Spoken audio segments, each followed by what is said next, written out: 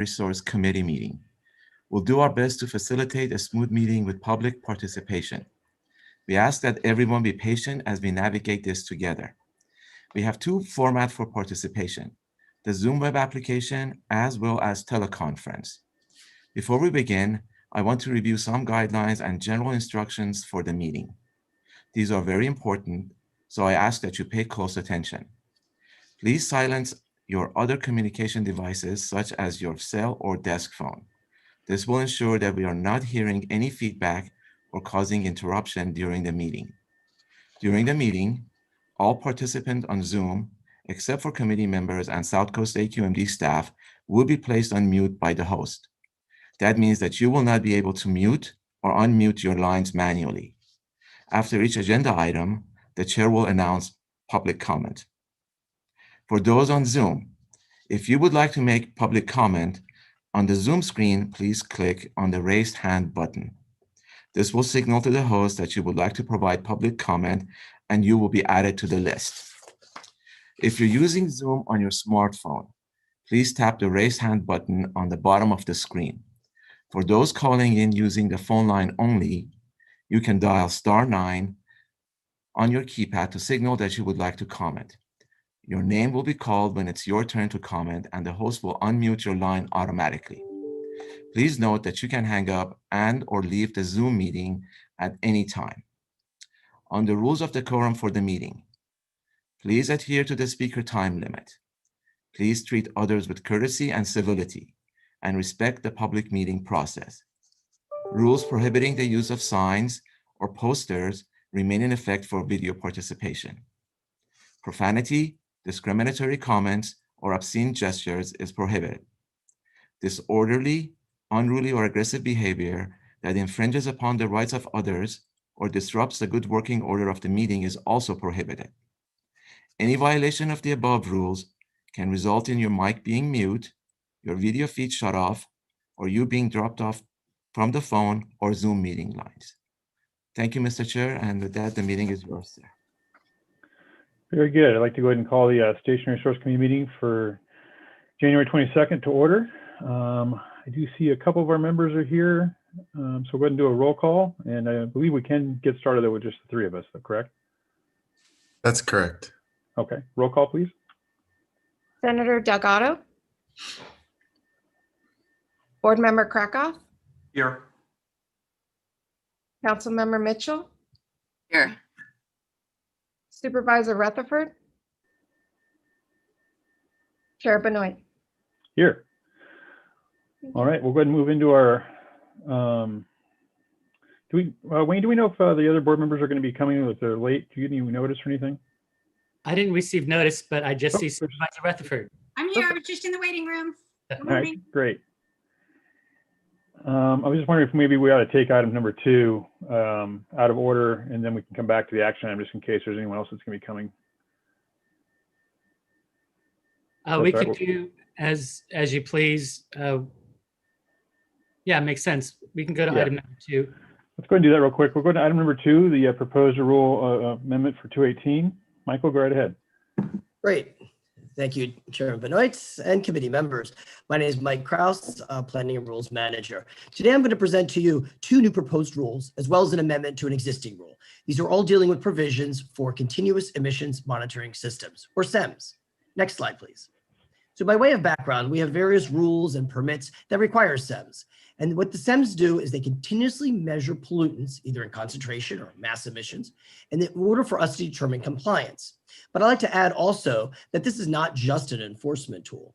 I like to consider this more like an air quality tool, because this also helps our facilities monitor the activity of their equipment, and then can also react in case that activity spikes or a little off, and react appropriately to ensure that they stay within compliance. Now, we have existing CEMS rules. These provide guidance and specifications for proper installation as well as operation. And again, I can't emphasize enough the importance of data collection to ensure that the data is both accurate as well as precise. Now, why are we here? So we're going to do some amendments because this is in reaction to the transition of our reclaim facilities as they exit out and into the command and control. They will then also needs the SEMS rules because it's taking on a whole different approach, right? Reclaim was mass emissions based, and this is now concentration based. We'll discuss that a little further. In addition, we're trying to streamline those rules as well as create clarification. So we decided to create a new suite of rules. And I think it'll become a little clearer to you in a moment. And then finally, we noticed as we were going through this process that there's a lot of activity, or shall I say practices, that are occurring between the companies and our source testing group on how to comply with these SEMS rules in the past. And we kind of wanted to codify those practices within our new set of rules. Next slide, please. Now, as way of public process, we've been doing this for a little over 2 years. It's been a long journey, but we feel it's been an important time spent because not only are we creating new rules, but we also want to get it right? And so over that time, we've had 11 working group meetings. And the way our approach was for this rule is a little different than maybe we would have done other types of rules. Because these are so prescriptive and technical, we wanted to kind of just break down all the key topic areas. So from applicability to calibrations of the SEMS or quality assurances and what have you. And so just to address each of those topic areas. And that's kind of what we did through the journey of the working group meetings. And then at the end there, we could kind of pull it all together and then send out proposed rules, which is what we did back in June. Now the stakeholders turned around and said, oh my gosh, there's a lot of stuff going on. And they had a really clever suggestion. They asked us to go and take a look at each of those elements of the rules and compare those to what they used to be subject to and what they are subject to now. And you could really see a lot of those were existing rules translated into the new rules. And I'll highlight some of those things that were not. And then finally, stakeholders meetings. We also opened this up and we've been meeting with stakeholders just as recently as yesterday and discussing real specific details that would affect their industry. Next slide, please. So what are SEMS? Okay, so the most important thing is in monitoring and collecting that data. So in doing so, we have basically an in-stack probe that's picking up. Because remember, our concern is about the ambient air pollution, so what goes out of that stack, which you see on the right. And then it falls into an analyzer that's taking that into certain units and what have you, and putting it into basically a software program by which it then handles all this massive amounts of data. And remember, it's collecting data like every minute worth of data at different pollutants and what have you. Where are SEMS required? Well, typically SEMS are required on larger pieces of equipment. We recognize it's not really cost effective for some of the smaller ones. They can be subject to things like source testing and periodic testing. But for the larger ones, in the case of reclaim, greater than 40 million BTU per hour, we require SEMS. This affects currently 80 facilities that are in the reclaim program and 120 non-reclaim. The requirements basically for SEMS, specifically the requirement to install or not to install, typically falls on the source specific rule and not necessarily on these. These rules are basically, if you've got the SEMS, what are you subject to? Okay. And then finally, as I noted before, these can be very detailed and technical. So we were trying a different approach sort of to work our way through and establish these new rules. Next slide, please. So what do I mean when I say establishing new rules? So we already have on the left there our two existing rules, 218 and 218.1 for non-reclaimed facilities. The reason for the two sets of rules, by the way, is years ago, it seems like we had these together years ago in one rule, but we at some point bifurcated those. The reason for that is that the first rule, 218, is what we call the general provisions rule. So basically, if I was a facility, what am I subject to? It would tell you then what you're subject to in general provisions. Now, how do you implement what you're subject to? Falls under 218.1, which is more of the performance specification. So a lot more details involved in equations and what have you, the weeds, as you might say. So we wanted to keep that sort of bifurcation and separation because it sort of seems to work, okay? And so for the non-reclaimed facilities, those requirements migrated into the new set in the middle. Now on the reclaimed side, there are existing rules as well. Again, reclaimed SEMS and the role it was playing was a little different under the construct of reclaim. But those rules were also now incorporated into this new platform. And another reason for creating a sort of new platform or new sets of rules, as I highlighted earlier, is it gave us an opportunity to retake another look at all those kind of older rules and to see which ways we could create clarifications, we could streamline, codify existing practices, take in some suggestions that the stakeholders had who have been working under these rules for many, many years and say, hey, is there a different way we can do it? Hey, there's a situation by which maybe the new rules could help address. So we really thought that it was easier to start a whole new clean slate. But in doing so, also we were also able to handle the various implementation schedule that people would be subject to. So let's go to the next slide, on slide 6, where I kind of lay out what I'm talking about when it comes to implementation. So we basically have created 3 pathways. So if you were as a facility, if you're doing a new SEMS, or you're modifying your SEMS, in which case you come in and you need to be, quote, recertified. So new SEMS are what they call certified, and modified gets recertified. You come into our source test group, and it's kind of like a permit, and they'll evaluate your SEM situation. So if you're doing that, you can you do that at your normal time, and it's when the requirements of this rule will trigger when you come in for that certification or that recertification.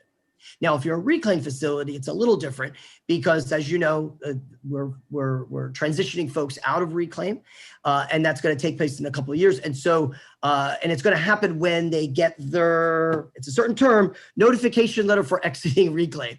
And that's the trigger point by which 24 months will start for those facilities to come in and get their certification or recertification. Now, that's all pathway 1. Now, if at some point you didn't fall up to that, you weren't new, you weren't modifying, we did want to have sort of a bookmarked date by which people will then at some point then need to come in and get recertified and trigger those new requirements. And then finally, we didn't want to usurp the work that's being done on the landing rules side. So the landing rules will have their own, again, their applicability schedules and things like that, implementation schedules, and you could go through pathway 3 for implementation, a different implementation date, depending upon the landing rule. Mr. Krause? Yes. Which of these do you think is going to be the one, if the rule is approved, that is going to be most used? I'm going to default to say it's hard to predict, only because I don't know where people are at in needing to recertify theirs. But I sense that that's a common process, right? So basically what happens is, let's say they want to change a component or, upgrade or do something like that to the SEMS, which facilities will want to do, they'll tend to fall under that pathway 1. Now with this construct, they may want to hold back so they kind of get by themselves a little more time. But again, a lot of these are facilities already with SEMS. So SEMS will continue. This is not taking away any of the current operation of there. It's just a matter of, are they fulfilling any of these, and if there's any new requirements under the rules. Thank you. Okay, slide 7, please. Thank you, Gideon. Okay, so 218.2. So again, this is the general provisions rule, establishing those, what we're calling administrative requirements. These are all based, again, on our existing rule for 218 and or 2012 for the reclaim facilities. So all of that kind of feeds into this to this first rule. But I just want to highlight one area that some changes were made, and that's in our section E with regards to monitoring requirements. I'll dive into that in a little detail. And why don't we go ahead and do that on the next slide. Slide 8, please. So I kind of broke it up here into these changes because there's different reasons for why some of these things might have changed. One of the first reasons is aligning up with either some other kind of requirements, so either the federal requirements or reclaim rules. So such things like validating whether a SEMS data point is considered valid, and what you use when you're going through that certification or recertification process. There was also a question of, if the SEMS fails, could we get some more hours? And we aligned that we did, and we aligned those hours up with existing requirements. We were also trying to address stakeholders' concern. We got a comment letter, for example, from WISPA saying we're concerned like there needs to be an emergency repair, right? Something breaks down, like a component that would require recertification. We want to do it now. Can we do that instead of waiting around for the district approval? And we thought that was a real sensible, logical request. So we've set up a process by which they can do that and still come in and inform the agency and do the proper recertification, but ensure that that emergency repair can be done, SEMS can get back online. Also provide flexibility. Something we didn't really recognize that happens sometimes out there, that the basic equipment upon which the SEMS is recording its data from breaks down. It doesn't break down. It needs to be shut down for some reason, like a repair or something, right? Or a turnaround time. And it does it for a long period of time. That piece of equipment's down for like a month or something, right? Well, the question was, do we really need to be monitoring zero emissions all during that time? It sort of seems like it's excessive, right? And so we thought, okay, so we came up with a construct by which one could go ahead at some point and shut down that SEM so they don't need to be recording a lot of basically zero data, but yet ramp it up at an appropriate time when the basic equipment comes back online. And then again, finally codifying some of those existing practices. Okay, if we can go to slide 9, please. Now for 218.3, this one's a little bit more of a beast because of all of its procedural performance requirements. Again, we initially are looking at the basing it on the 218.1 requirements as well as the 2012 reclaim ones and feeding that into that. There were some key revisions on there when dealing with pre-certifications and calibration gases, as well as the new data handling. And this has to deal with software, and I'm going to touch on that in a moment. Next slide, please. So when it comes to data handling, there are some new provisions. So again, when I talk about data handling, I'm basically talking about the software. So information is being fed down into the computer program. And because there are some of the new provisions in there, the program basically just needs to be reprogrammed. So folks will need to have that done. And there actually is a company out there that's doing all of those that software reprogramming out there. But companies need to again make that happen into their existing systems. Most of the provisions, as I noted before, when it comes on the regulatory side, were from existing ones. So it's really kind of nothing new per se in that regard, but there are some other new provisions that I note here, like how to handle spikes in the data, how you deal with averaging, especially when you're trying to change the software to reflect a specific type of landing rule that facility may be subject to. There's also, you're trying to assure that the data points that are being collected are what's considered valid. So the software needs to reflect that as well. And then as well as some levels of quality assurance as well. So the bottom line is that there's just some things that need to get done for that. And we did try to reflect that in the implementation schedule. I apologize and didn't highlight, but when you went back in those pathways that I noted, you may have seen how we actually have the starting date, the effective date is not till a year from now. And that was done on purpose. Because folks that right now have applications in with us for recertification for some reason or another, wouldn't have the new software yet, right? Because we don't have the rule pass. So we wanted to make sure that we made sure that this rule was approved before we could actually impose folks to change that software. But we also wanted to make sure they had enough time. So we're giving them that 1 year in advance time to get their quote ducks in order for that. Okay, slide 11, please. Again, the key changes here were kind of stemming off a particular reason or rooted in something like existing requirements. In this particular case, we wanted to define how one would calculate those hourly emission averagings. So we provided that information.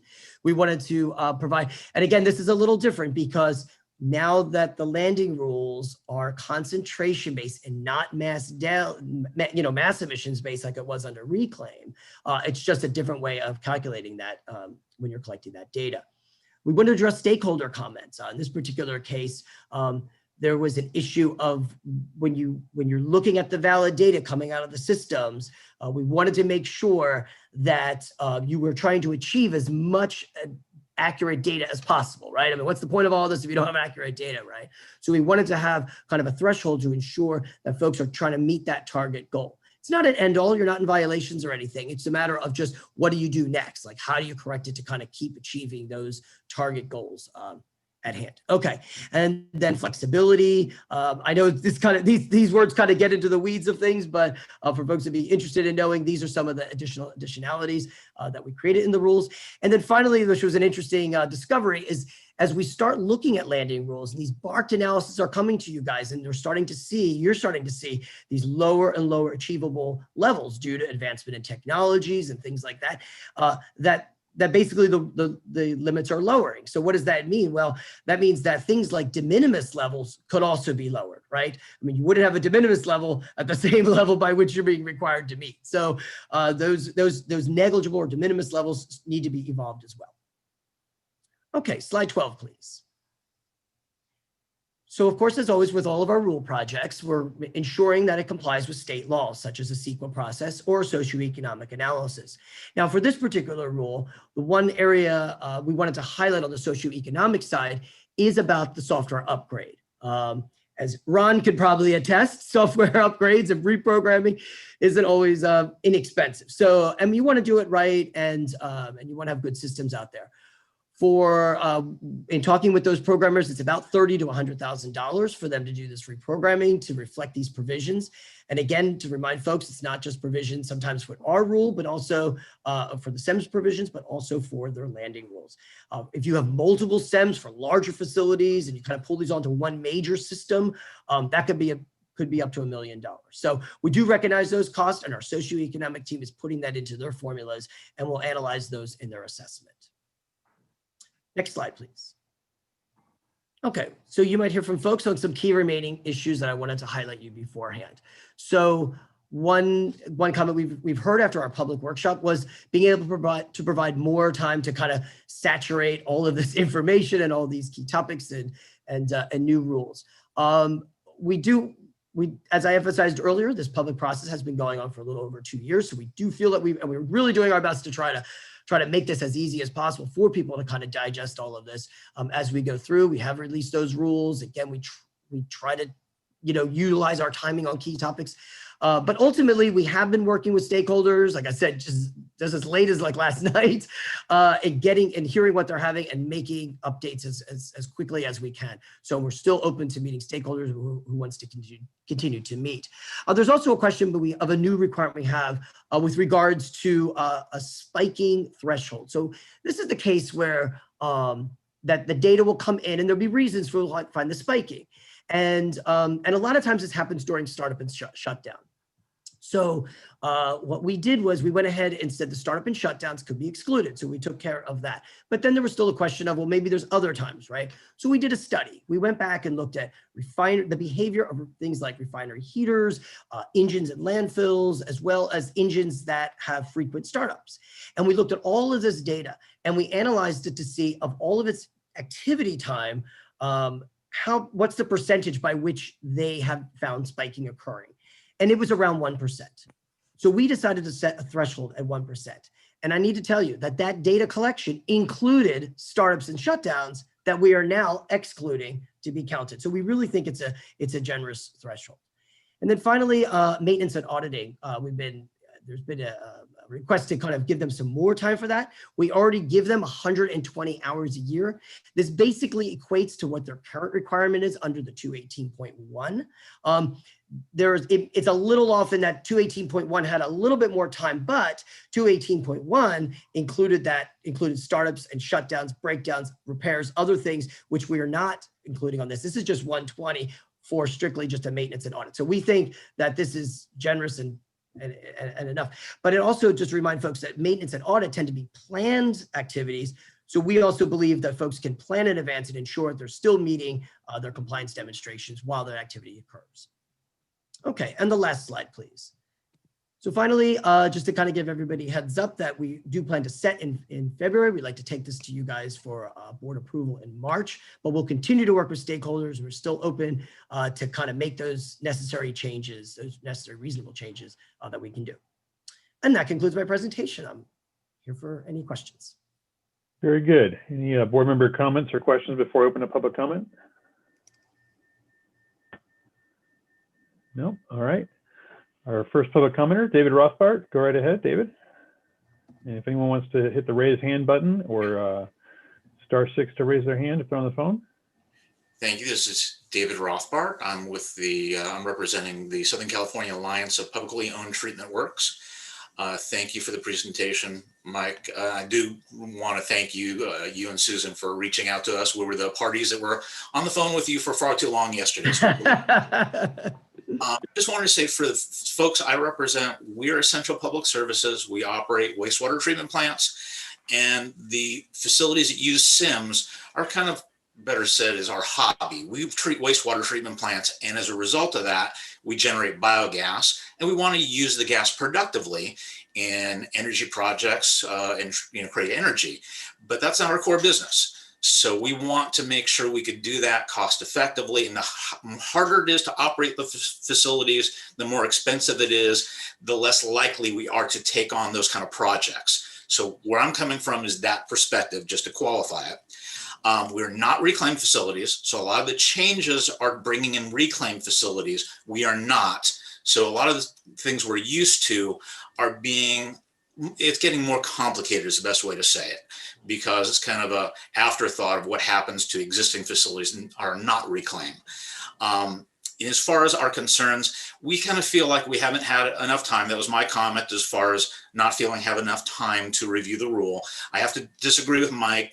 I've checked Rule 1118.3. That draft language was made available in early November.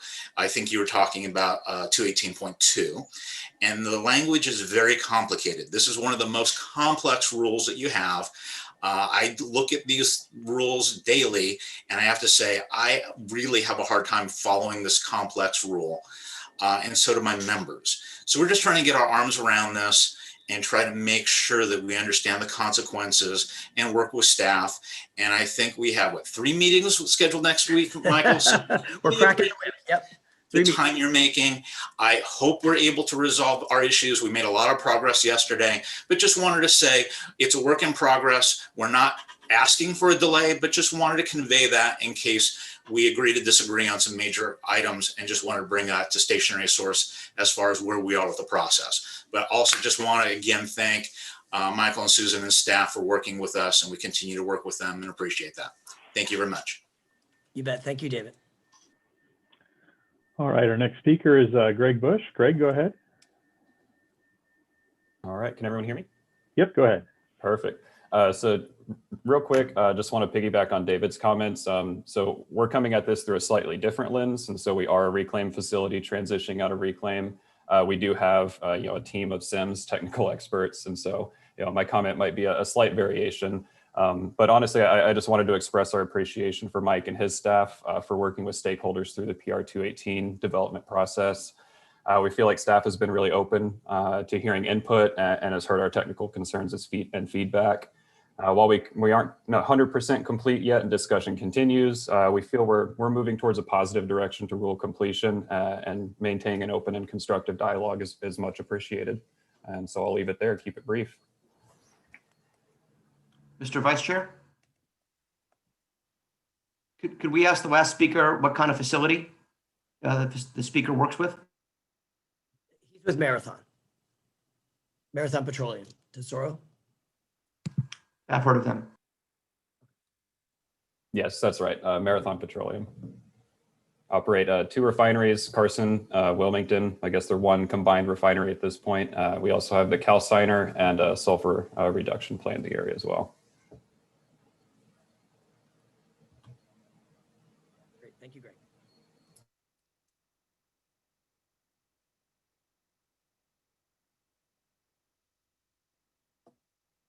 And of course, I'm muted. I'm sorry. Patty, go right ahead from WISPA. Okay, thank you. I just want to echo the comments that Greg from Marathon make. WISPA wants to say thank you to the staff and Mike for working with us. We appreciate staff's work, and you've done a lot to respond to the comments from WISPA and the regulated facilities. We appreciate the dialogue and the collaboration. And just to restate, SIMs are important for compliance assurance, and under the NOx reclaim transition, facilities will eventually need to transition from Rule 2012 requirements to the 218X rules. So that process will involve considerable retooling of the SIMs hardware and software systems. So it is important these rules provide a mechanism for that change, since it will take some time and investment. So again, I just want to thank the staff for working with us on this and continued dialogue. Thank you. You bet. Great, thank you. All right, any other speakers on this item? Not seeing any other hands raised. I'll go ahead and close the public comment portion, bring it back to the body. Board members, comments, questions? Mr. Vice Chair, just go ahead. In light of what we've heard and some of the complicated aspects of the rule, Mr. Kraus, you and your team feel that the proposed timeline in the next few months is achievable? As David noted, we're cracking the whip. We've got 3 meetings even set up this week. We're gonna get through it, so we feel confident. Great. And if that changes, let us know here at stationary so we can make an adjustment Absolutely. if needed. We appreciate it. Thank you. All right, any other board member comments or questions? All right, great. We'll go ahead and go back to item number 1 then, to determine the proposed amendments to the BACT guidelines. And Mr. Perez is sick, and who's going to take this? I'm sorry. It will be me. Hi, Sorry, Chair. go ahead. Bahari. Yeah. Thank you, Mr. Chair Benoit, and good morning, members of the committee. My name is Bahar Farahani, Senior Equality Engineer with Best Available Control Technology team. Unfortunately, Albois is not feeling well, but the good news is it is not COVID related. So I'm here today to give the committee an overview of the proposed amendments to the BACT guidelines in his place. And this is an action item for the committee. Next slide, please.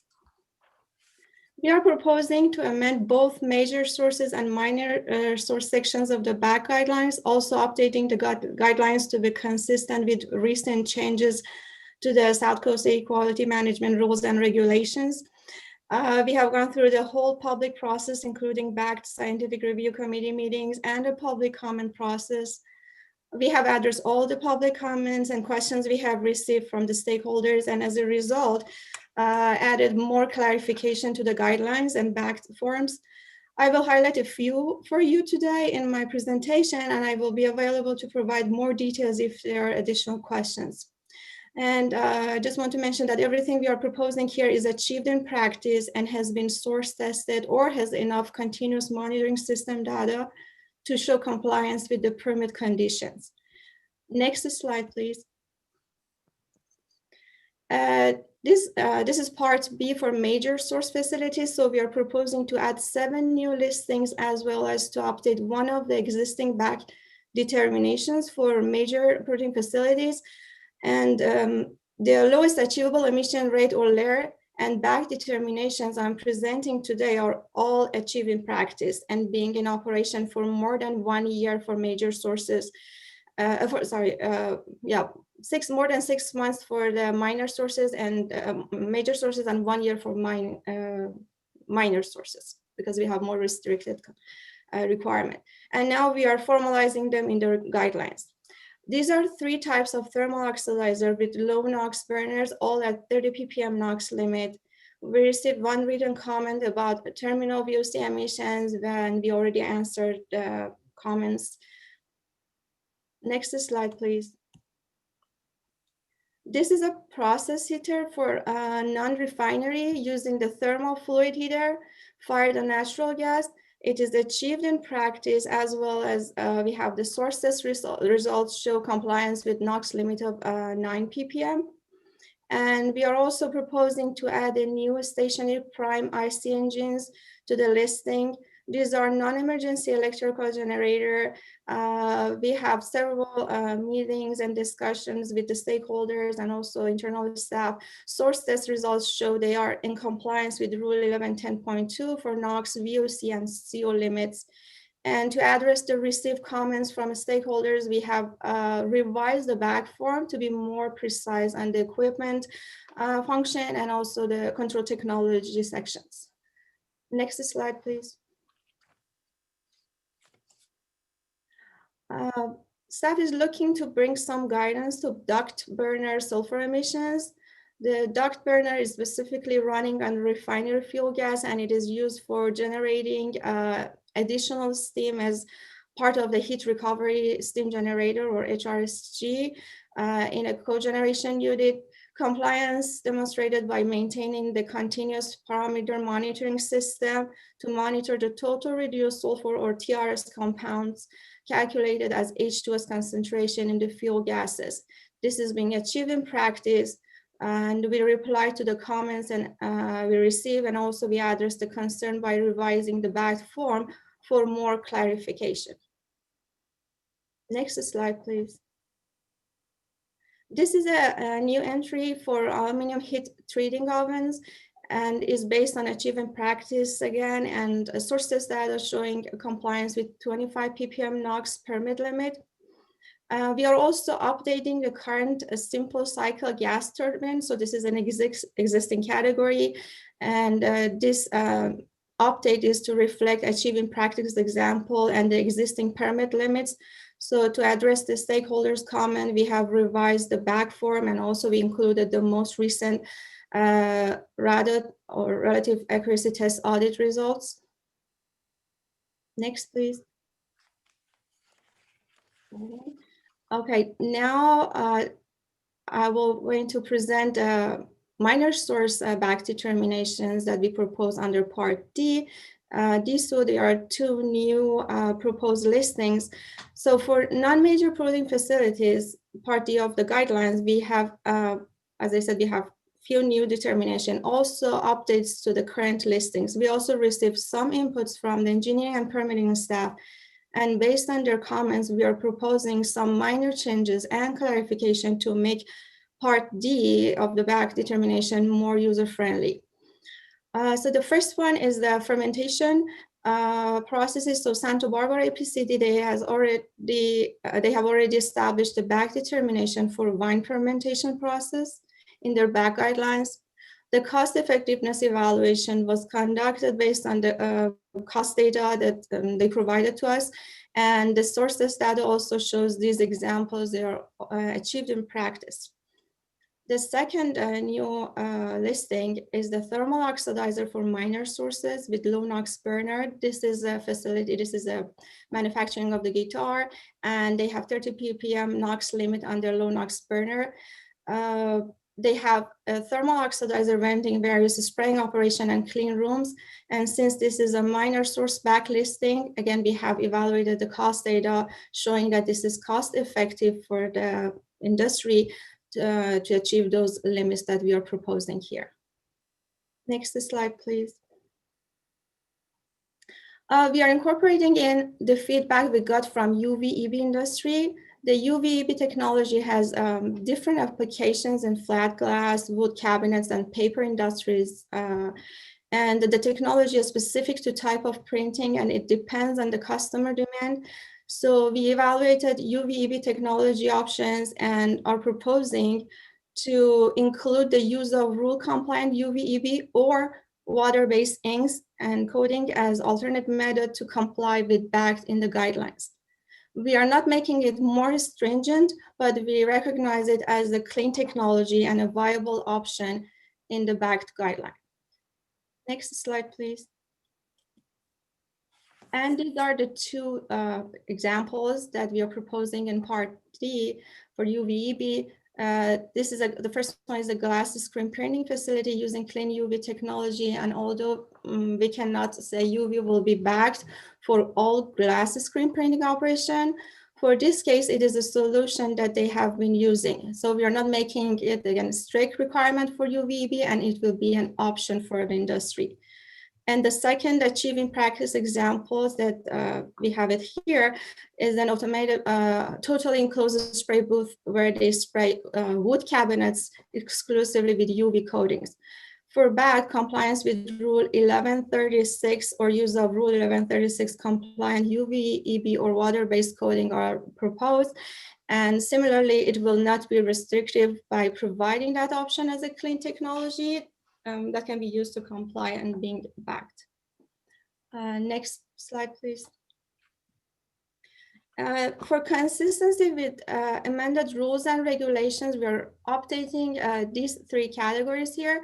So to be consistent with adopted Rule 1118.1 requirements, we are adding categories of flare produced gas, landfill gas, organic liquid handling, and other flare. For the fish reduction and coffee roasting, actually compliance with Rule 1147 does not apply to these two categories and these two operations because these processes are used for items consumed by human. So we are removing the NOx requirements for those to be consistent with the rule, and we are proposing it to the committee. Next slide, please.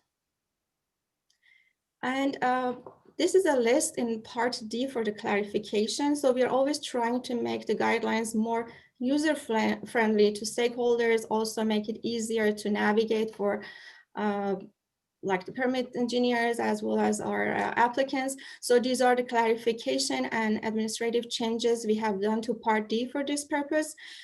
So these are all just clarification and we are not making it more stringent. Next slide, please.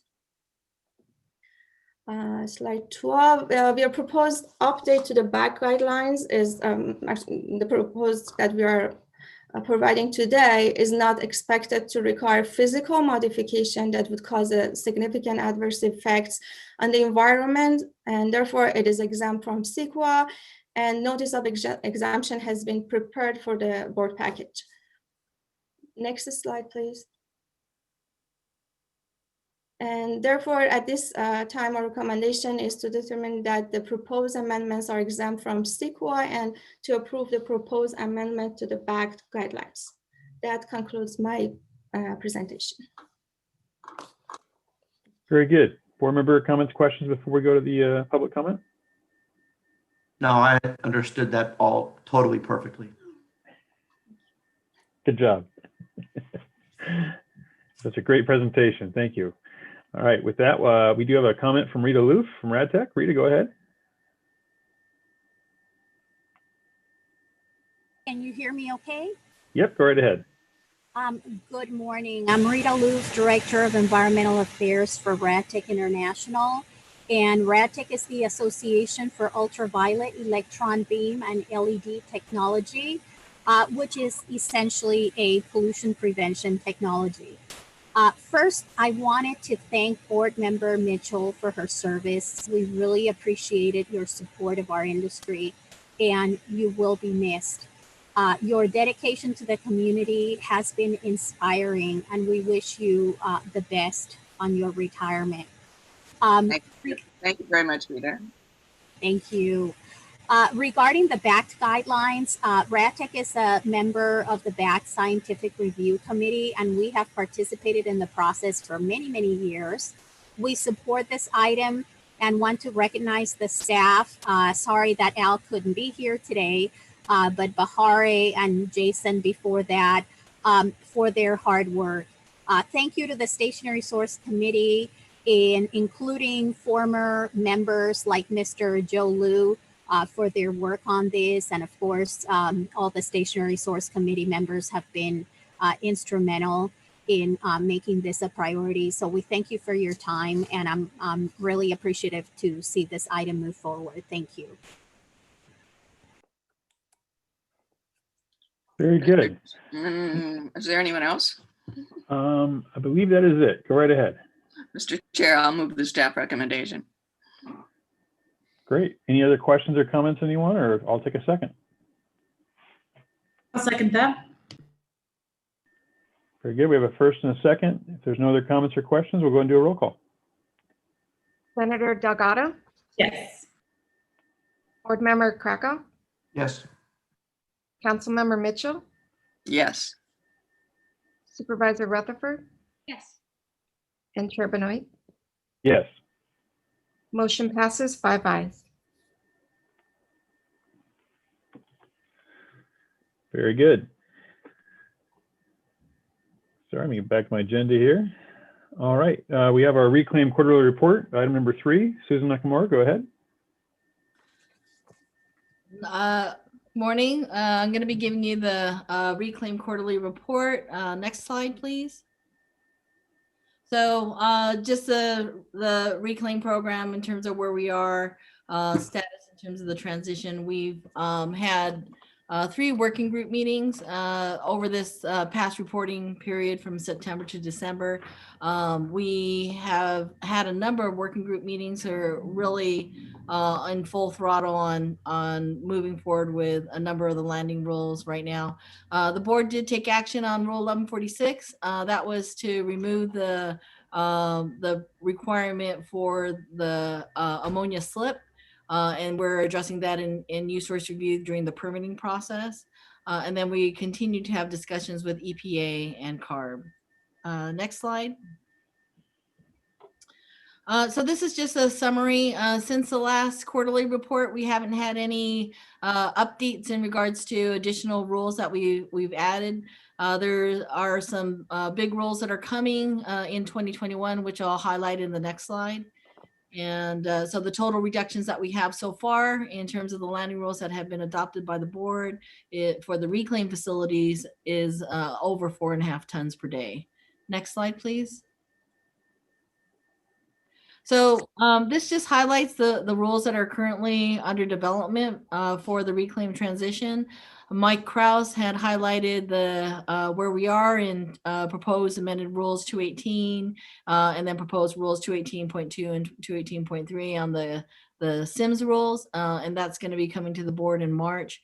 Just wanted to highlight 2 rules that during the transition plan that I'll highlight that we identified that were additional sources that we needed landing rules for. One is for nitric acid processing tanks, and another one is for commercial food ovens, proposed amended rule 1153.1. We had a working group meeting this week with the aggregate facilities.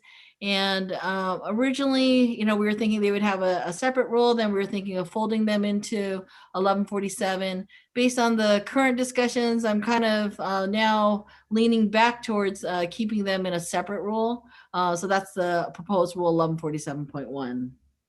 And then in June, you'll be hearing for a decision, proposed rule 1109.1 for the refinery facilities and associated processes. This is a very substantial rulemaking. We're estimating about 7 to 9 tons per day of NOx reductions from 1109.1. Next slide. So this is just the summary roadmap. To date, we've adopted, the board has adopted 8 rules for the reclaim transition. And then in March, you'll be hearing the rules for the SIMS.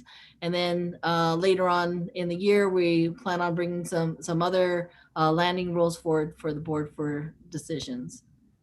Next slide. So just wanted to highlight, continuing to have discussions with US EPA and CARB. We've really had a lot more discussions with CARB over this last reporting period. A lot of discussions focusing in on the discussion of the co-pollutant issue as it relates to the installation of selected catalytic reduction, SCR, for refinery boilers and heaters.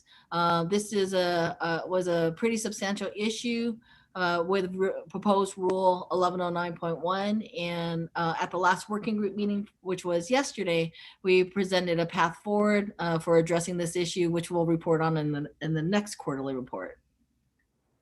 So next slide. So this just summarizes for the working group meetings. September, we took a little sidestep and to discuss the amendments to Reg 13 and reclaim, and for Title V to address the reclassification of Coachella Valley. In October, we focused in a little bit more on talking about the proposed large source bank and quantification of emission reduction credits for the large source bank. Just wanted to mention, and I'll mention this again when we have this slide, that this status of new source review issues that you see here doesn't mean it's consensus with the stakeholders. It's just sort of our check of things that we've discussed. Some of these issues kind of wax and wane in regards to us identifying and thinking that we're done, and then something else comes up on that issue on the details. And it definitely, as we go into rulemaking, I'm sure there's going to be more details that will come up that we'll have to continue to discuss. So it doesn't mean we're done with the issue, but we feel like we're almost ready to move into rulemaking on those particular issues. So we did, it felt really good. We did have the first draft of the transition, what we refer to as the draft transition plan 2.0. We did release that to the stakeholders, and I'll be focusing on that for the remainder of the presentation. So next slide, please. So we did release the first transition plan in March 2018, and since that first version, there's just been so much work that we've done, and there's a lot more decisions that have been made in regards to how the reclaim transition would occur. So we did release the second version of the transition plan. It's much more robust, a lot of focus on new source review. It's out for the stakeholders for comment. We extended the comment period from January 11th to today. So we're expecting that we'll be getting a number of comments from our stakeholders on the transition plan. We'll continue to work on the transition plan as we go along. It's really a living document as we move through the process, and we'll be updating it periodically. Next slide. So this is just a big overview of the transition plan, but just wanted to highlight on the new source review that was a lot of, in this particular version of the transition plan, of where we focused. It does have a much more robust discussion of the BACT determination that we're using for all of our landing rules. And so we felt like it was important to highlight that in the transition plan, but much of the focus was on the new source review issues. So next slide, please. So this just highlighting new source review. So background information on the regulatory overview, supply of offsets, but then really delved into the discussion of the large source bank. And I'll highlight some of that generation of offsets and how we see hopefully a path forward in terms of resolving the issue of the availability of offsets. And there's still work that needs to be done there. And then highlighting and discussing some of these really tough issues that are related to new source review and the reclaim transition. And that was also highlighted in the transition papers. So next slide, please. So just wanted to highlight, we did do a briefing to Stationary Source Committee on the shortage and the concern for offsets as we transition facilities out.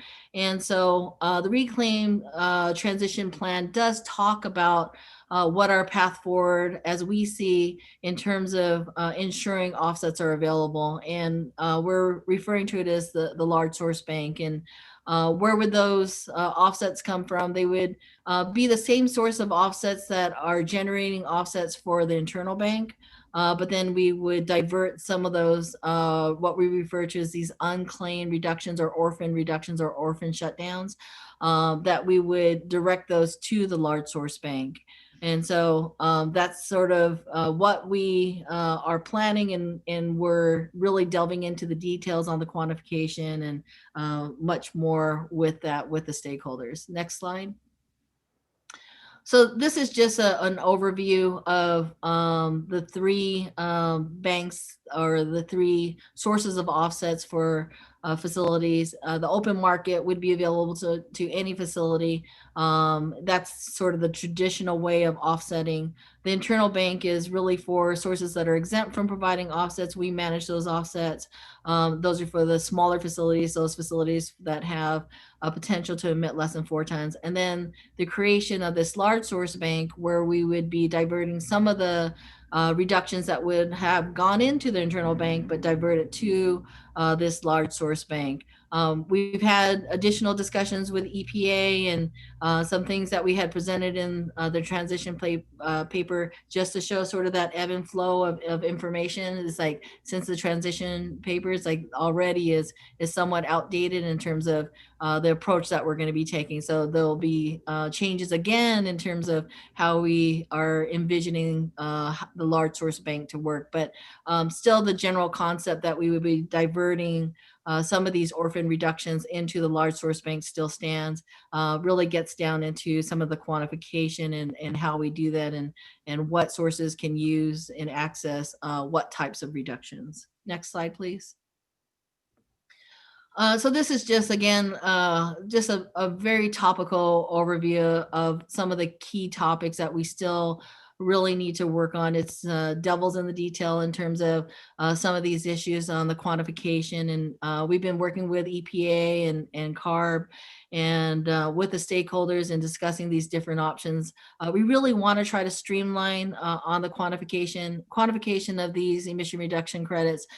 Can be very resource intensive. And so we're looking at any mechanism that can help to streamline the quantification approach and trying to align the methodologies between the different banks where it's appropriate. We need to do analysis to make sure that we have sufficient emission reduction credits for those sources that access the internal bank, that as we're diverting some of these orphan reductions and orphan shutdowns to the large source bank, that we're not creating another problem for the small sources and for the essential public services that have access to the internal bank. And then also we want to make sure it's like that we truly are going to have a sufficient amount of offsets for the reclaim facilities as they transition out. We still need to figure out how we want to establish a fee for the use of the offsets for the large source bank. We want to make sure that we have cost recovery. That's the first and foremost. Then we need to decide is like, do we need to create the fee so we can try to implement our own emission reduction projects? That would be another thought too, but we're still working on that. Next slide, please. So this is just an overview of the status of where we are, and just want to highlight the check marks don't reflect that it's consensus with the stakeholders. These check marks are just where we've had the discussions. There are sub boxes within each of these boxes. There are a number of details behind each of these boxes, but it's just kind of a good roadmap for us to say it's like, okay, this is where we are as we get it. We're getting closer to rulemaking on these particular issues, but we're still having discussions with our stakeholders. So next slide. Wrapping up, continue our monthly reclaim working group meetings where CARB and EPA, they want to have the meetings together, which I think it will be good. It will actually help to streamline our work with the two agencies. And then we'll continue our rulemaking activities. And that concludes my presentation. Very good. Board member comments, questions before we take some public comment? Judith, go ahead. Thank you, Susan, for this report. There are still a lot of questions, I think, about how we do. And one thing that I am wondering about, and let's go back to that slide that shows the three banks. Let's see, where was that? Slide 12, start with that. So one thing that you've said is that there aren't enough offsets in the open market ERC category for the facilities that come out of reclaim. That's correct. And so for that reason, we are creating another category, which is this large bank source, right? Correct. Does that look like EPA will approve that methodology to create this new bank? Yes, that's been a lot of the discussions with EPA. So the source of reductions for the internal bank are these orphan shutdowns. It's primarily orphan shutdowns. We say orphan reductions and orphan shutdowns, but it's mainly when a facility shuts down or a piece of equipment is shut down and nobody submits an application for that shutdown. We refer to those as these unclaimed orphan shutdowns. So these orphan shutdowns are what funds the internal bank. The internal bank, in terms of the amount of offsets that are in there from these orphan reductions, are pretty substantial. So we have talked to EPA about, EPA doesn't want us to take any of the existing reductions in the internal bank and move it over to the large source bank, but they're okay with us for any new reductions as long as we specify the quantification that we can then divert those new reductions into the large source bank. And that's what our plan is. So I need to understand another thing about the orphan towns. When we transition, say, a piece of equipment out of reclaim into command and control, would that create any kind of additional reclaim trading credit because it's cleaner now than it was under reclaim? No. So once we begin that transition process, then there would be no more reclaim trading credits. At some point, when reclaim's done and the facilities are transitioning out, there's no more reclaim trading credits, and those RTCs could not be used for compliance for command and control. The other thing is, like, I think it's like your question almost kind of leads into this other question. Is the transition of facilities out of reclaim, is it going to cause a new source review event in terms of us having to do any evaluation? And that's discussed in the transition paper, and EPA agrees that no, it would not. So just the mere transitioning of a facility and redoing their permits is like that's not going to be a new source review event. So there's no offsetting that would be required for us just to transition them out.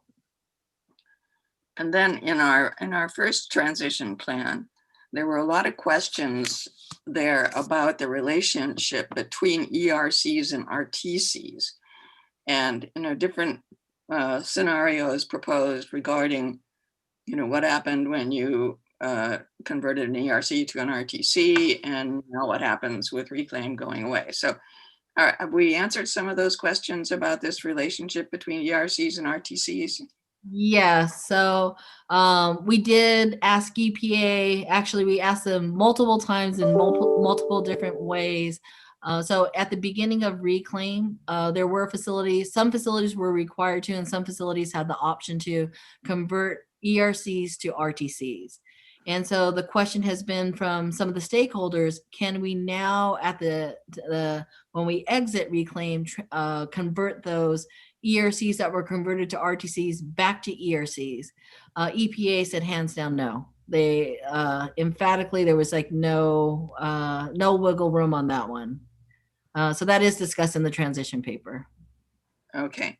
Then on the open market ERCs, is there any expectation that the ERCs in that open market will increase?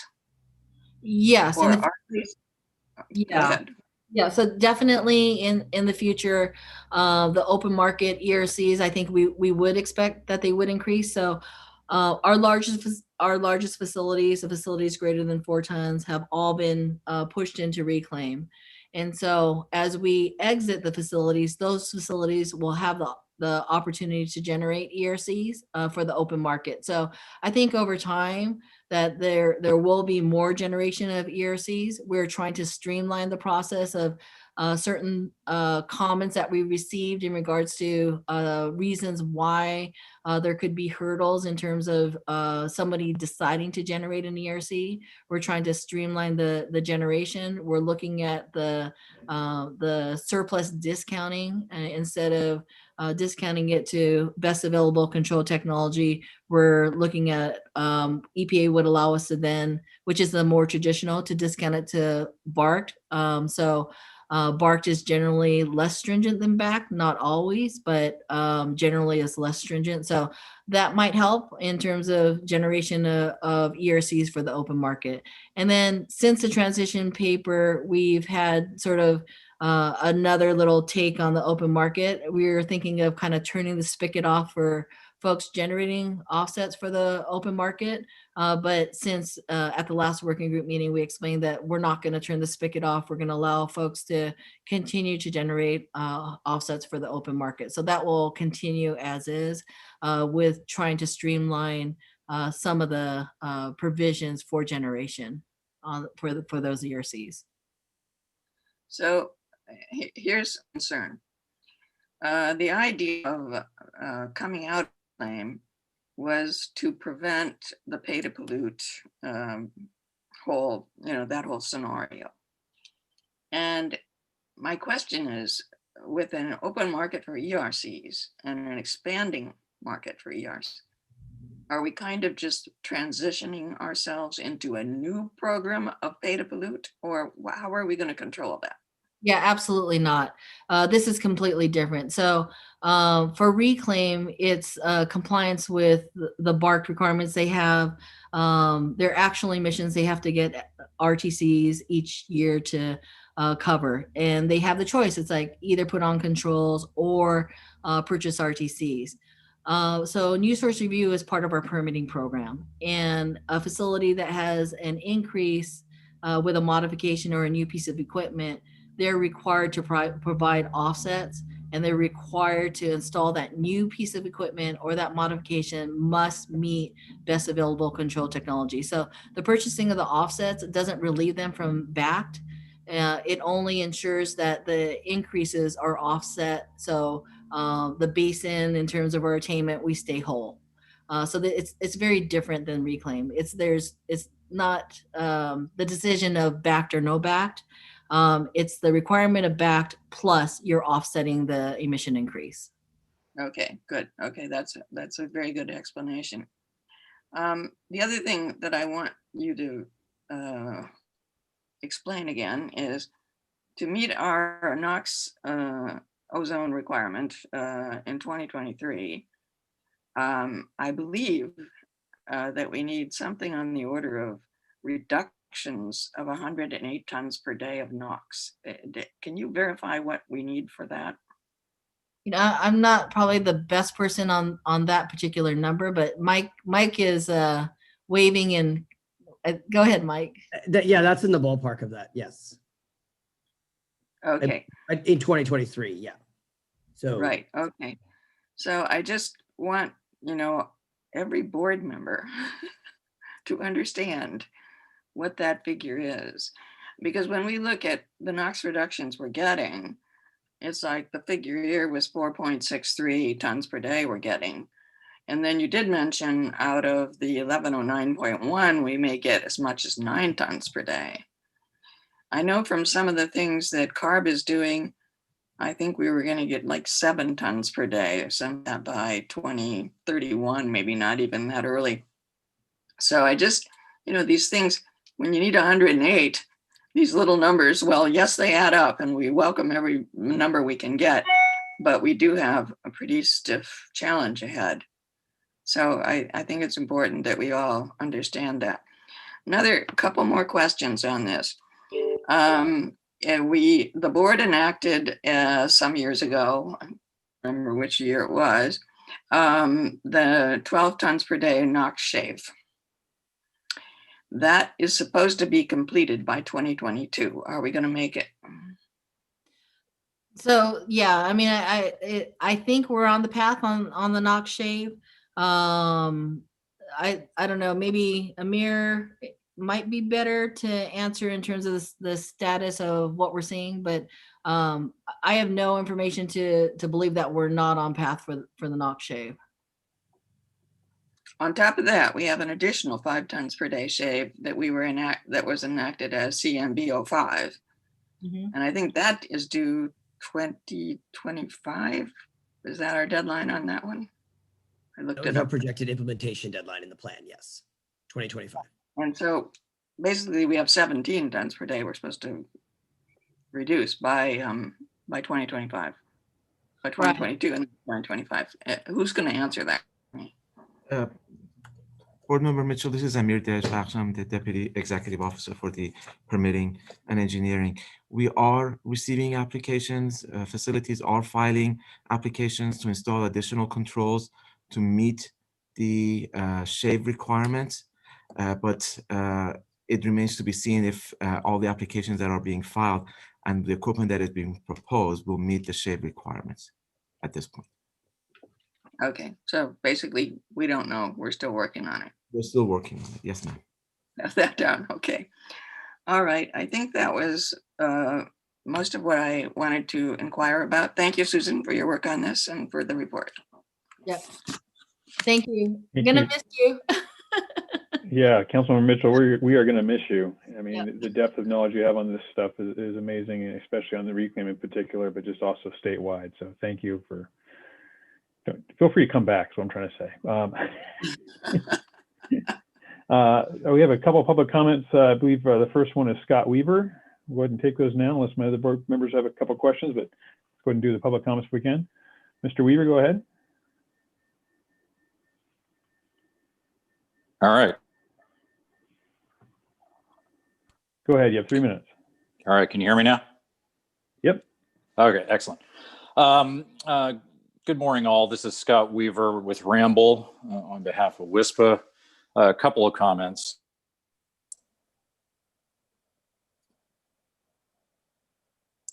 I think he muted himself. Scott, you got muted, or it looks like a second version of you popped up. Go ahead and try again. Yeah, okay. How about that? I am in there you here go. Twice. Okay. Yep, go ahead. Good morning, all. This is Scott Weaver with Ramble. Two comments for you. First, Ms. Mitchell mentioned the staff emission reduction estimates that were presented on slide 3. I think it's important for the board to understand that much of the reductions cited on that slide are actually calculated, estimated against baselines of 2016 or 2017, and have already been likely claimed for SIP credit in connection with the 12-ton shave that was made to the NOx reclaim program under the December 15 amendments. As you know, reclaim facilities are currently reducing their emissions to comply with that shave through 2022. So little, if any, of the amounts that are presented in that figure are likely to be creditable. And the same could also be said of the 1109.1 estimate that was mentioned by staff. Secondly, on slide 14, we appreciate that the second version of the transition plan was released. There's certainly been a tremendous amount of work done by staff since the first version had been released back in March of 2018. And that's a 2.5-year period. But there do remain a large number of significant NSR and transition issues that still need to be worked out. And just so that everybody's clear on the enormity of what is happening here, this is effectively a rewrite of the entire NSR program for all facilities permitted by the district, not just the transitioning NOx reclaim facilities. So we need to make sure that this is a workable program that we come out of this with. And while there's been a lot of work done to sketch out conceptual solutions and to work through some very challenging and complex issues there, quite a bit of work is still going to be needed to demonstrate that these will actually work and survive EPA review, the large source bank being one such example. So while progress has been made, I just would note that there is a lot of work that still needs to happen to get us to this new permitting program. Thank you. Thank you, Scott. A lot of work indeed. Mike Carroll, maybe?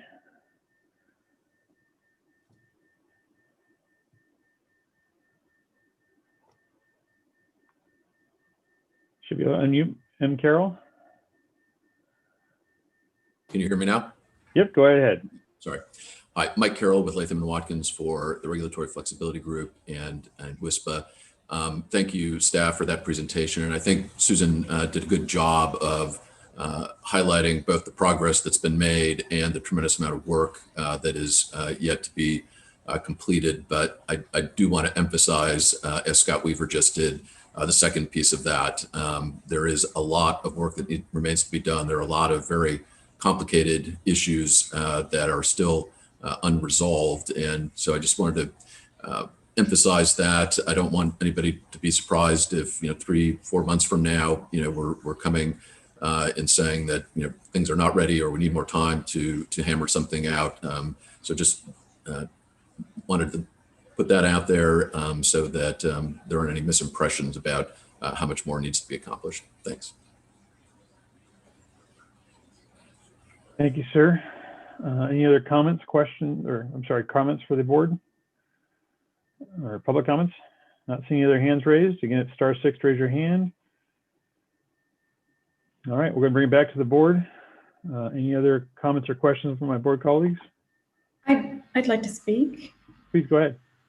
So I just wanted to thank staff for all the work that they've done. I attempted to review the December report, and yeah, my 1 year of civil engineering is not getting me full awareness of it. So I appreciate all the hard work that's gone into it. I just am a little nervous about the timeline and hearing all the work that's yet to be done. I just wanted to convey to the committee and the rest of the board members and staff that I'd rather have a a cohesive plan that works, that has worked through all the issues instead of pushing for an arbitrary deadline. But obviously air quality goals and achieving them is the first priority. But I'm just supportive of the efforts and just wanted to acknowledge that there's a lot of work that's been done, but more work to come. So just wanted to say that. Absolutely. Any other board member comments, questions? This is Janice. Go ahead. Just wanted to pick up on what the senator said there. We're putting a lot of time, a lot of effort, a lot of work into this. And I don't think part of that has been an adequate understanding of the economic impacts of the reclaim participants. I had a meeting this last week, one of them, and the amount of money that they're going to spend to comply with what we're asking of this new program is outrageous. And these are folks who want to help reduce emissions. They want to do the right thing. And yet they feel like we are pushing them into a program and a way of doing that that ties their hands and that is not going to be economically viable. And so our result is not going to be a great reduction in emissions, which is what we all want. This is a program or an idea that had good intentions. I'm not ascribing bad intentions to anyone, but the implementation, again, not intentionally, is just fraught. And it's not going to result in what we're looking for. And we're going to spend hundreds and hundreds of $1 million, public and private sector, that could be so much better spent. And we could be so much more effective in how we're getting these emission reductions. Reclaim was working. The shave was working. And now we've got completely diverted on this new plan. And it's just distressing to see how much effort, how much money is being diverted for a program that was working just fine.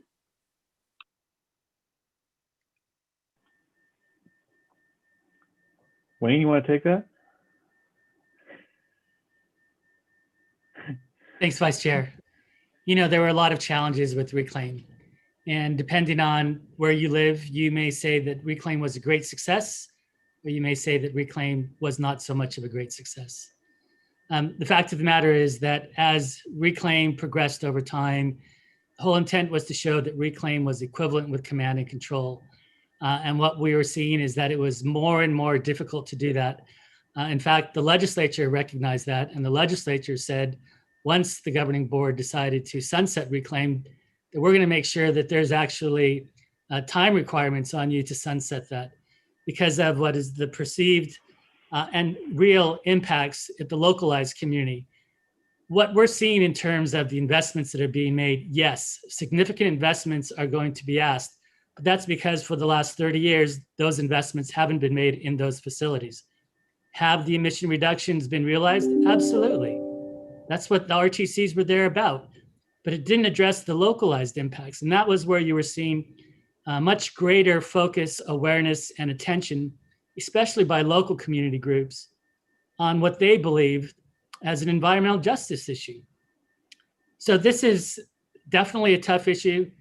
We have a more difficult challenge to get those NOx emission reductions that Mayor Mitchell so rightfully described in terms of what we need to move forward. And there is no easy situation here. We've got to get the emission reductions. So this is an area where had those emission reductions been realized earlier, or had those investments been made earlier, we probably wouldn't be in this position. But we're going to continue to look at it. And I know there's a lot of concern about making sure that we come to the board fully prepared. You know, that's our intent. As you recall, we're going to come back in June. If we're not ready, we'll see what we can do. But It's our intent to work as diligently and have as many meetings and try to resolve this. And that's not just with the direct affected stakeholders, but with the community, with the state, with US EPA and others.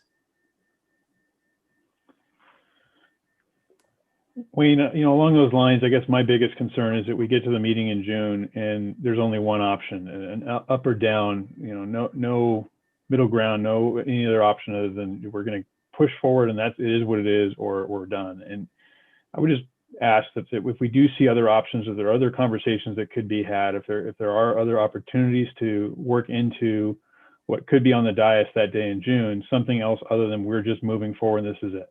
And because my worry is we get to that point on the dais and we've learned that we can no longer have that kind of without going through CEQA and everything else. So we have to go through those processes ahead of time, and I think those processes should be looked at. So whether that's some sort of a opportunity and when you talk about those local sources, if there is an opportunity for that local source or that confined area to take an opportunity to find savings of NOx and other emissions on that site, and then not have to touch one other piece of equipment because it can find more savings in a different piece of equipment. I think that'd be one way to look at an opportunity, or other ideas that are out there. If there are, I'd love to see what those are and make sure we're also focused on those, not just this is it approach.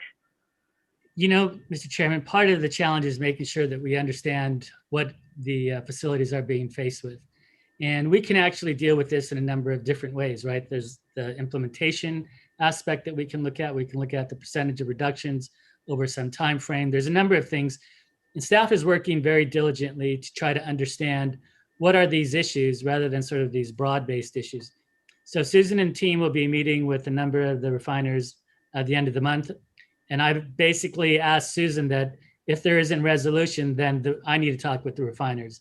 So I'm looking forward to us continuing to engage in this discussion, us continuing to move diligently to be able to bring it to the board. And if it pleases the chairman, I would suggest that we come back, next month to Stationary Source Committee and let you know our efforts as we're moving forward, so you have a good sense of where we are. We're still 5 months away, but we can certainly keep you updated of the progress. Very good. I definitely like to see us come back again next month and further that conversation. And I would encourage you to meet with the refineries. I've met with a couple, and I'm sure all of our other board members have too, but we're all hearing lots of concerns, and we understand we need to get to the finish line, but there's some opportunities for figuring out different ways to get there. But And just one more question. Sure. I know when you mentioned that there's a meeting at the end of the month, did you mean the February 4th meeting? I'm just trying to understand how often the stakeholders meet.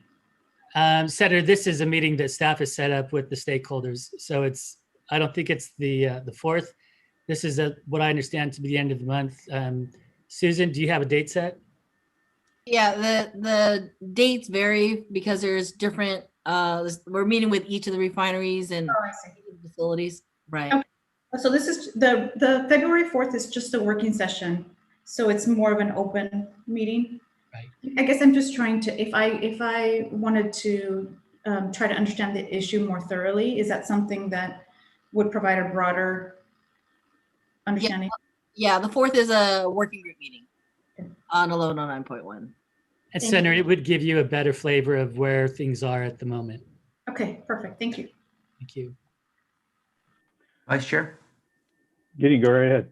Yeah, so thank you for your comments, board members. And yeah, I thought Rule 218 was complicated this morning, but and agree that maybe Judy can reconsider staying on to deal with all of this. But thank you, Vice Chair, for your comments on sort of what posture this comes to when it comes to the board. The other thing that I think staff should be prepared to address is if 1109.1 is coming before the NSR amendments that are coming, I think, later in the year, you're going to hear concerns that there's still a considerable amount of uncertainty out there as folks are sort of embarking on the investments required under the 1109.1 rule and developing comments on what to say about that rule, when in the background they still have the NSR, ERC, transition question unresolved. So I'm hopeful that staff can sort of figure out, a conceptual framework that makes sense as to how to address that concern about the uncertainty.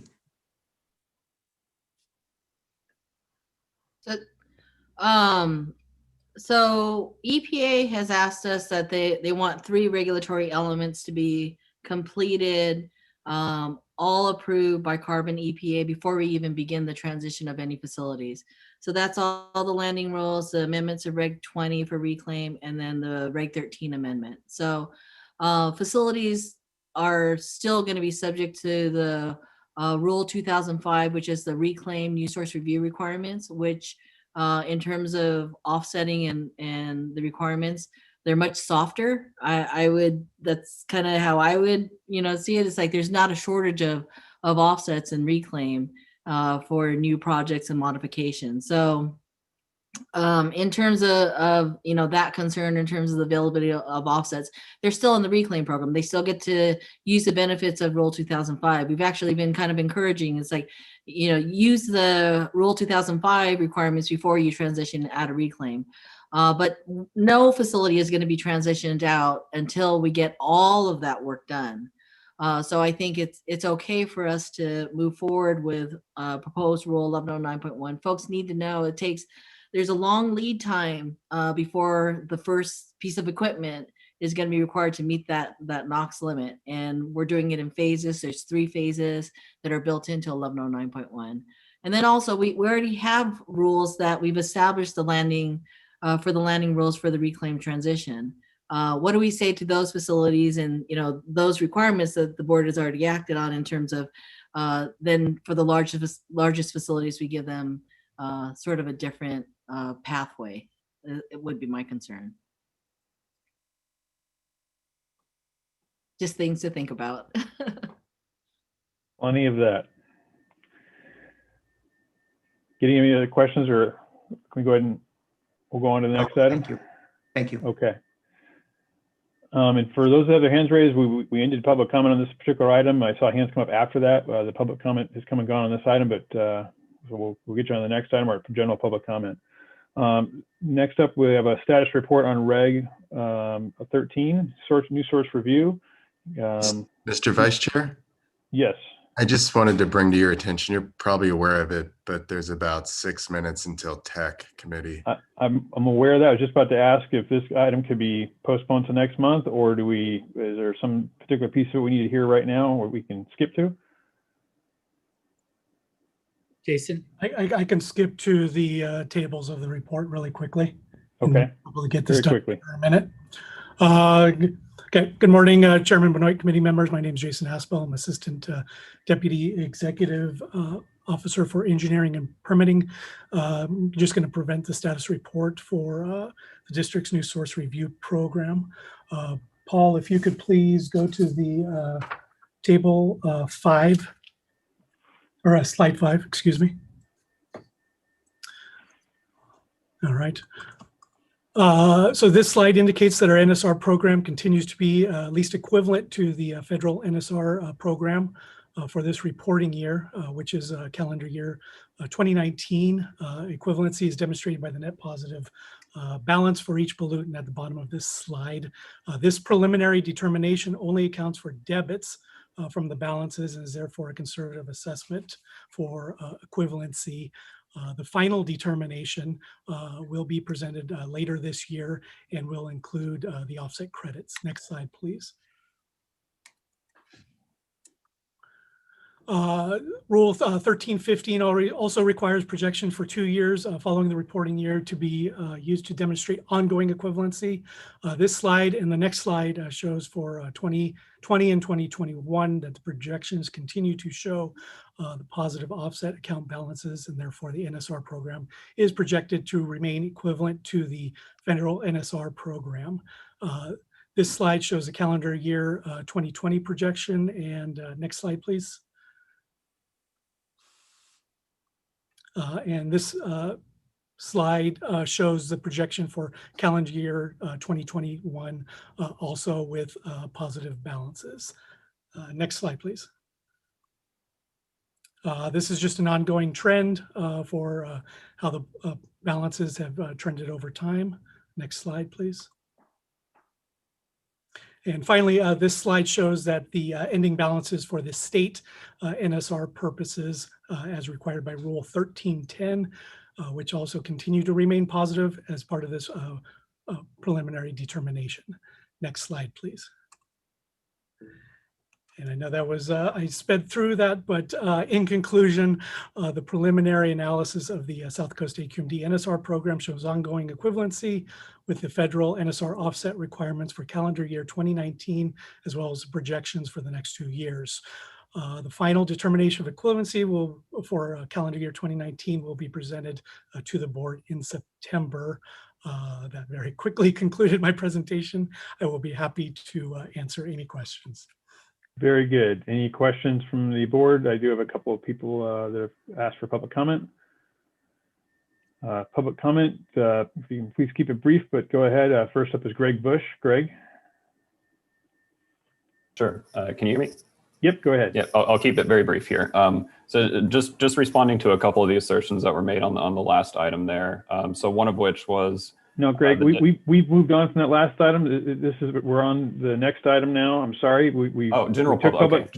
We took public comment on that item, and I'm afraid you missed it. It's not more of a back and forth at this point. It's just we took a comment. We have to move on. So unless you have something on this particular item.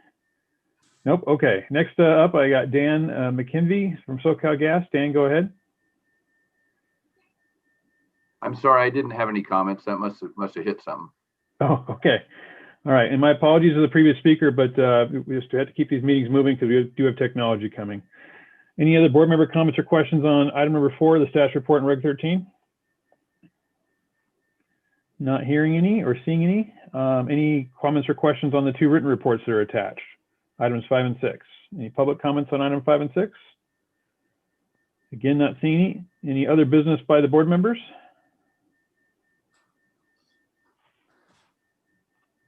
I got the wrong view up. I can't see everybody. I'm not seeing anybody jumping up and down. Okay. Any public comment for items not on the agenda? Going once, going twice. Thank you all. And we actually ended with a moment to spare. So thank you again. Everyone have a great weekend, and hope the technology committee goes just as well. And Judith, we will dearly miss you. Bye. Joel. Everyone. Yeah, thank you, Ben. Thank you all.